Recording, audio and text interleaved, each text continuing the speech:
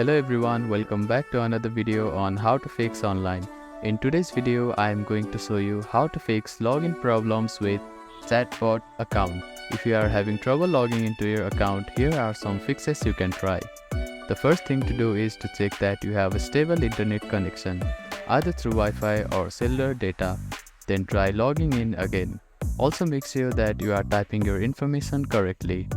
The second step is to clear your browser cache and cookies. Sometimes stored data in your browser can cause login issues. To do this, open your browser and click on the three dots at the bottom right corner. Then find the History button. After clicking on the History button, you can find the Delete Browsing Data button. Click on it, then select the time range as all time. Now click on Delete Browsing Data and confirm it once again. After that, your browser cache and cookies will be cleared. Then simply try logging in again.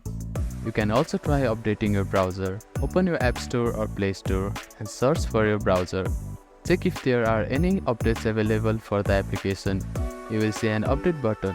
Tap on it to download the latest version of it. If the issue still persists, try accessing the login page using a different web browser or device.